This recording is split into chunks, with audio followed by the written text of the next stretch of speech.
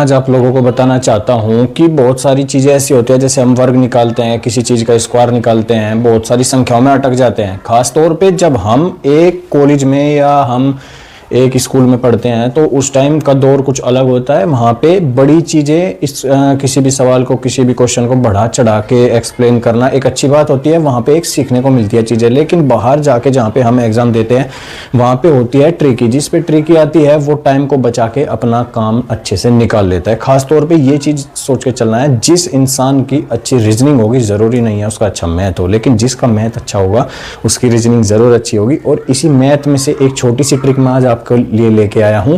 इसको बेसिक भी समझ सकते हैं, एडवांस भी समझ सकते हैं। एडवांस इसलिए कि बहुत सारों को कुछ चीज़ें पता नहीं होती, पढ़ने में भले ही होशियार होते हैं लेकिन उनको नहीं पता होता, तो उनके लिए ये चीज़ें हो जाएंगी एडवांस। और बेसिक वालों के लिए बस जिनको थोड़ा थोड़ा पता है या दूसरा तरीका पता है, तो मैं आज आपको एक ऐसा क्वेश्चन बताता हूं जिसमें लास्ट में 5 हो। तो देखो, जैसे 5 का हमें स्क्वायर निकालना है तो 5 का स्क्वायर सभी को पता है 25 होता है, कोई दिमाग लगाने की इसमें बात नहीं है। लेकिन टाइम कहाँ पे बचेगा? जैसे 15 का भी नहीं पता, एक चीज सोचने की है कि आपको 15 का भी नहीं पता, तो 15 में आपको सिर्फ एक छोटी सी चीज देखनी है, एक, और इस एक को एक और बढ़ा दो, इस एक को एक और बढ़ा के हमने लिख दिया 2। ठीक है, अब इनकी मल्टीप्लाई कितनी हो गई? 2। ठीक है, और 5 के पीछे ये लास्ट में 25 आपको जो का तो लिखना है। 25 आपको जो का तो लिखना है, हर जगह आपको 25 ऐसे ही लिखना है। जैसे 2 हमने लिखा, 2 एक बढ़ा के 3 हो गया, और वो 3 की कर दी इसमें मल्टीप्लाई। ये मल्टीप्लाई भी नहीं करनी, ये सिर्फ मन में सोचने की चीजें होती हैं कि हमें मल्टीप्लाई नहीं करनी। लेकिन 2 × 3 = 6, तो मैं लिख देता हूं 6, और 25 लास्ट में है तो 25 लास्ट में ऑब्वियसली आएगा ही आएगा। ठीक है, समझ गए? तो ये हो गया 2 to 5, ये हो गया 6 to 5। अब देखो 3 5 का भी ऐसा ही सिस्टम है। 3 अब मुहजबानी करते हैं, 3 और +4, 4 × 3 12।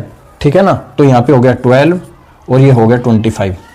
ठीक है, ये चीजें होती है। अभी इसको आप आराम से निकाल के देखो, आराम से शांति से इन तीनों को निकाल के देखो और इसी रूल के हिसाब से निकालो। ठीक है, और ये वाला जो पोर्शन है इसमें क्या है?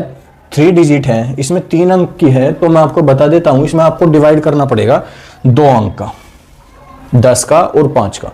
अब 10 है क्योंकि 5 तो हमने इसलिए छोड़ रखा है कि जिस संख्या के अंत में 5 आता है तो 25 होना ही होना है। अभी 10 और 11 का मल्टीप्लाई होना है, तो 10 और 11 का मल्टीप्लाई हो गया कि 11 में एक 0 लगा दिया हमने। ठीक है, 110 हो गया, और लास्ट में 25 रहेगा ही रहेगा। ठीक है, तो क्या समझे?